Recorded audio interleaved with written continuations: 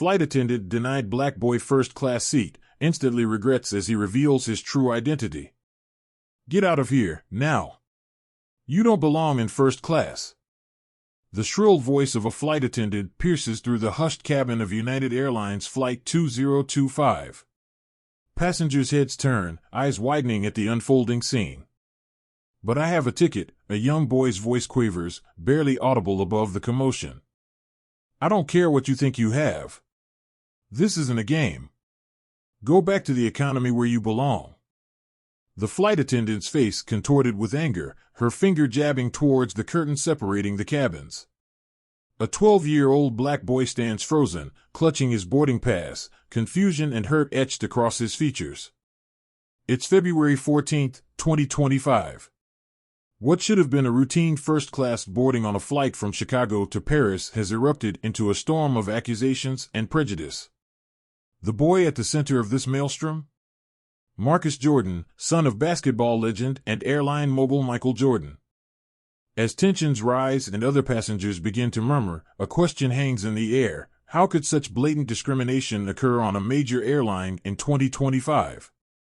The answer lies in a complex web of implicit bias, corporate culture, and a society still grappling with its racist past. Before we continue, tell us where you're watching from in the comment section, and if you're a champion of justice and crave inspiring stories that challenge the status quo, don't forget to like, comment, and hit that subscribe button. Join us as we unravel this gripping narrative of prejudice, power, and the fight for equality at 30,000 feet. This is the story of how one boy's identity challenged deep-seated prejudices and sparked a revolution in airline policies. It's a tale that forces us to confront uncomfortable truths about racism in America and asks, how far have we really come? Marcus Jordan bounced on his toes, barely containing his excitement as he stood in line at O'Hare International Airport. At 12 years old, this would be his first international flight, and he was traveling first class to Paris. His father, the legendary Michael Jordan, had surprised him with the trip as a reward for his excellent grades and community service work. Marcus has always been a curious and compassionate child, his mother Yvette would later recall. He's got his father's drive, but he's got a gentleness all his own. Indeed, Marcus was known among his friends and teachers for his kind nature and his passion for geography. He'd spend hours poring over maps, dreaming of the places he'd visit one day. This trip to Paris was a dream come true. As Marcus boarded the United Airlines Boeing 787 Dreamliner, his eyes widened at the luxurious first-class cabin. The pod-like seats, more akin to small apartments than airplane chairs, gleamed under the soft cabin lights. He clutched his ticket tightly, double-checking his seat number as he made his way down the aisle. The atmosphere in the cabin was a mix of efficiency and tension. Business travelers tapped away on laptops, making last-minute calls before takeoff. A couple argued in hushed tones over a missed dinner reservation in Paris. The air was thick with the scent of leather seats and the faint aroma of freshly brewed coffee from the galley. As Marcus approached his seat, he caught the eye of Sandra Miller, the lead flight attendant for the first-class cabin. Sandra, a 30-year veteran of United Airlines, was known for her no-nonsense approach and strict adherence to rules. Her colleagues often joked that she could recite the employee handbook in her sleep. "She's old school," one coworker would later comment.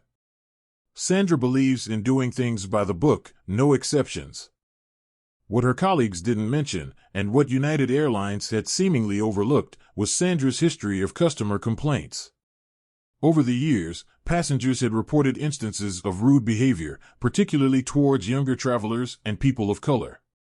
These complaints, however, were often dismissed as misunderstandings or chalked up to Sandra's direct communication style. As Marcus settled into his seat, his excitement was palpable. He pulled out his phone, ready to send a quick text to his dad before takeoff. That's when he heard Sandra's sharp voice. "Excuse me, young man. I think you're in the wrong section." Marcus looked up, confusion clouding his features. I don't think so. This is seat 2A, right?" Sandra's eyes narrowed. "This is first class. Economy is at the back of the plane." You need to return to your proper seat. The boy's excitement quickly turned to hurt and bewilderment. He fumbled with his boarding pass, trying to show it to Sandra. But I have a ticket for this seat. My dad. I don't care what you think you have, Sandra cut him off, her voice rising. This isn't a game. You don't belong here. The commotion began to draw attention from other passengers. A middle-aged man in a business suit frowned, while a young couple exchanged uncomfortable glances. It was then that an older black woman a few rows back stood up. Beatrice Thompson, a 72-year-old retired history teacher from Chicago, had seen this scene play out before. In her youth, she had vivid memories of being forced to sit at the back of buses, of being denied service at restaurants. She had marched with Dr. King and had thought those days were long behind her. Yet here she was, witnessing a young black boy being humiliated and discriminated against in 2025. Excuse me, Beatrice's voice rang out, clear and strong. I believe the young man said he has a ticket for that seat. Perhaps we should take a look before jumping to conclusions? Sandra whirled around, her face flushed with anger. Ma'am, this doesn't concern you. I'm handling this situation. As the tension in the cabin grew, Marcus sat frozen in his seat, the excitement of his trip evaporating in the face of this unexpected confrontation. He clutched his phone, wishing he could disappear, wishing his father was there. The other passengers began to murmur, some pulling out their phones to record the incident. The young couple who had been watching exchanged worried glances, unsure whether to intervene. In that moment, as accusations flew and prejudices bubbled to the surface, no one could have predicted how this confrontation would not only change Marcus's life, but also spark a national conversation about race, privilege, and the lingering specter of discrimination in American society. How will this confrontation impact Marcus and shape his understanding of racial prejudice in everyday situations? As we pause to consider this question, we must remember that Marcus Jordan is not just any 12-year-old boy. He is the son of a sports icon and business mogul, raised in privilege but now facing the harsh reality of racial prejudice. How will this moment shape his worldview? And more importantly, how will it affect the countless other children who face similar situations without the protection of a famous name? Join us after the break as we delve deeper into this unfolding drama and explore its far-reaching consequences. As we return to the tense scene unfolding in the first-class cabin of United Airlines Flight 2025, the situation is rapidly escalating. Sandra Miller, the veteran flight attendant, has moved from suspicion to outright aggression.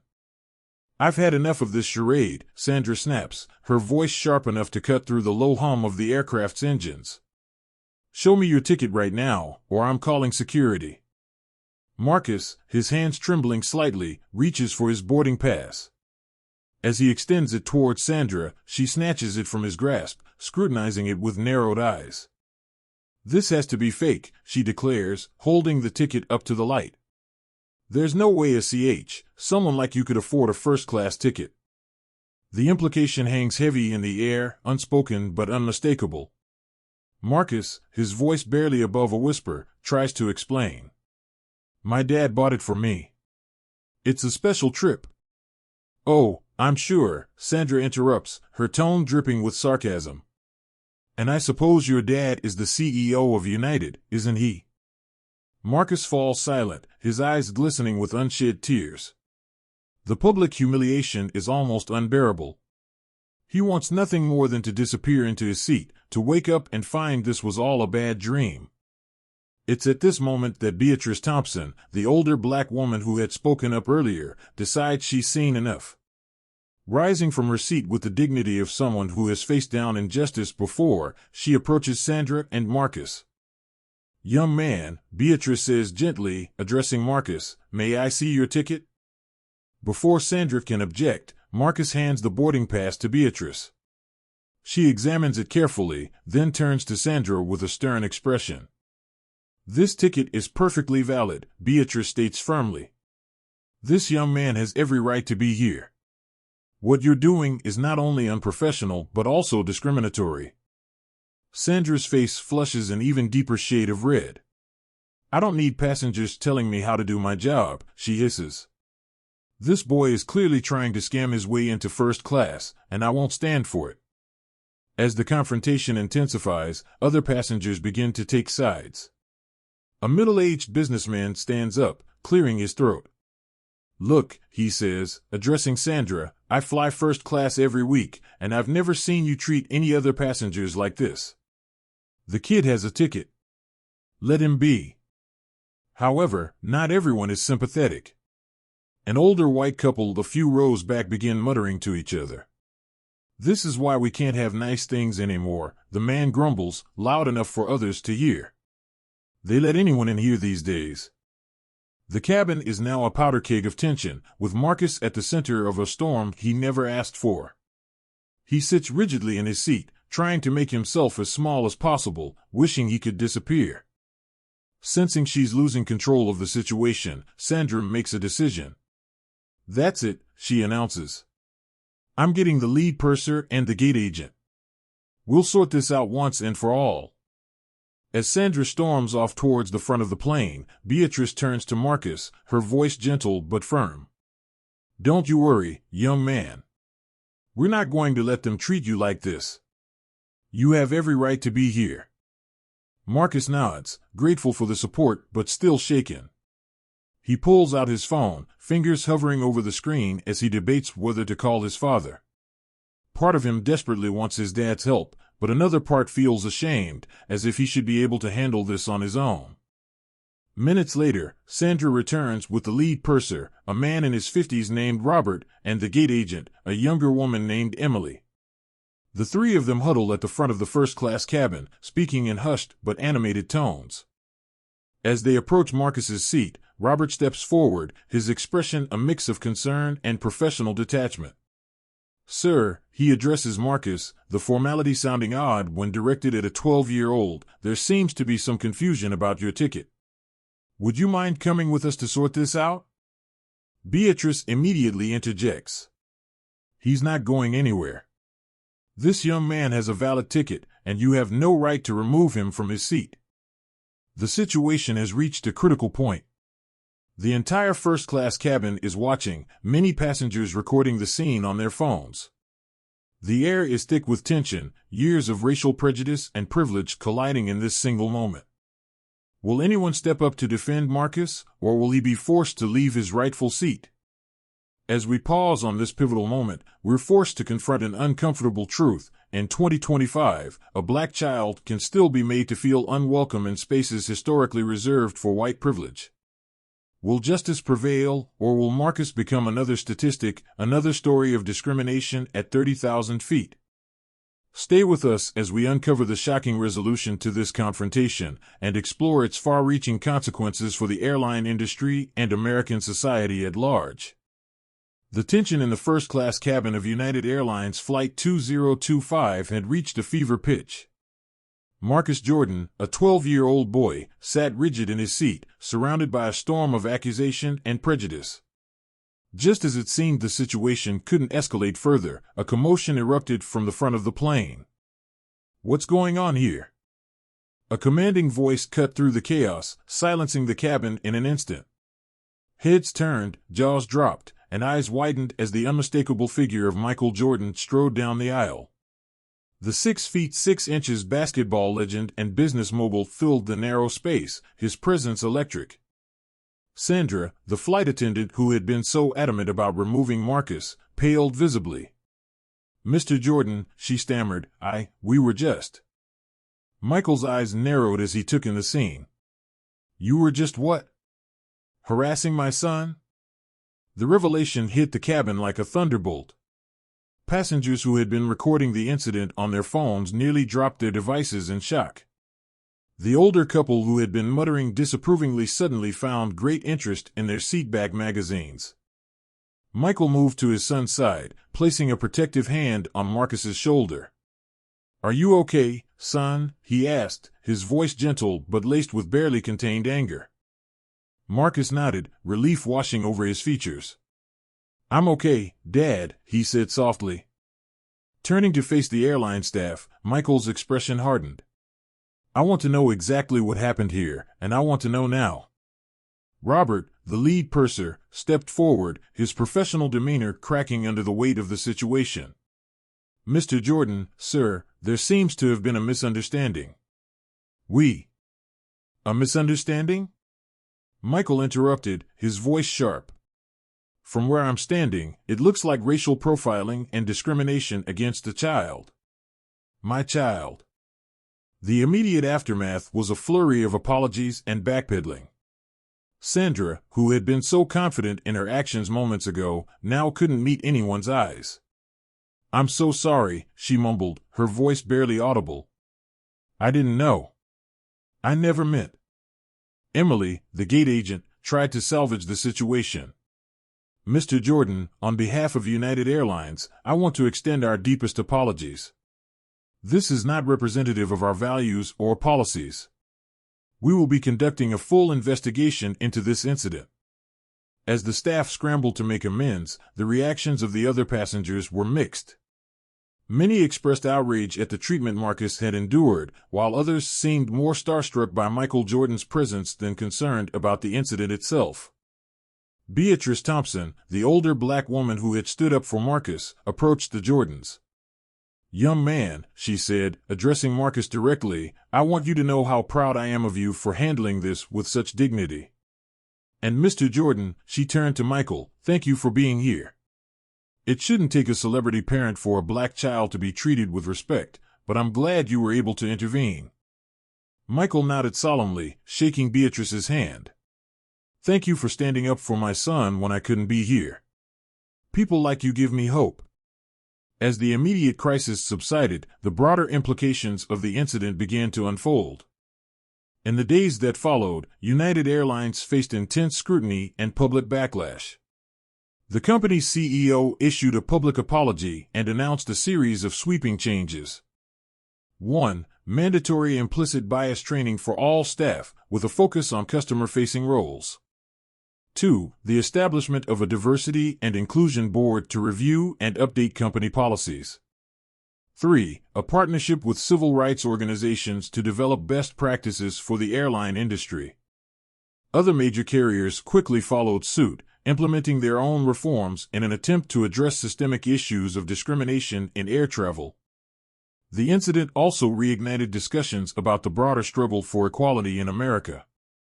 Civil rights leaders pointed to Marcus's experience as a stark reminder that even in 2025, the color of one's skin could still dictate how they were treated in public spaces.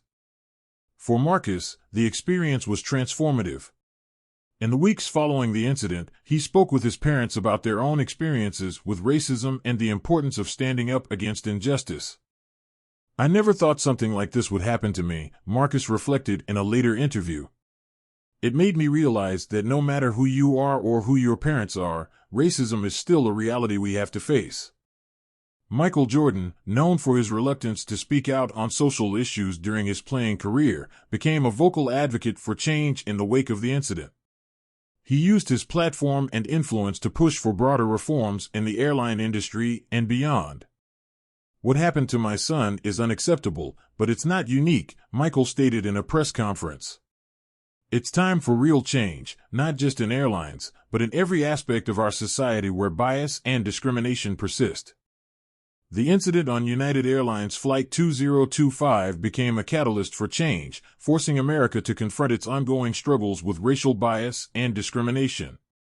It served as a powerful reminder that the fight for equality is far from over, even as it highlighted the potential for positive change when people stand up against injustice. How will this experience shape Marcus's future and impact the broader conversation about race in America? As we reflect on this question, we must consider the weight of responsibility now placed on young Marcus's shoulders. Will this incident inspire him to become an advocate for change, following in the footsteps of civil rights leaders past and present? Or will it leave lasting scars, a painful reminder of the prejudices that still plague our society?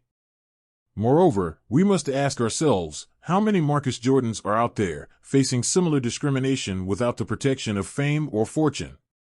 As we move forward, the true measure of progress will be not just how we treat the children of celebrities, but how we ensure dignity and respect for every individual, regardless of their background or the color of their skin. Join us after the break as we explore the long-term implications of this incident and hear from experts on the ongoing fight for racial equality in America.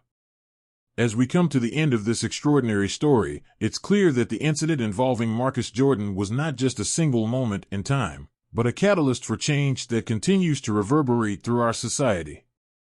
The events that unfolded on United Airlines Flight 2025 serve as a stark reminder that the fight against racial discrimination is far from over. But they also demonstrate the power of individuals to make a difference when they stand up for what's right.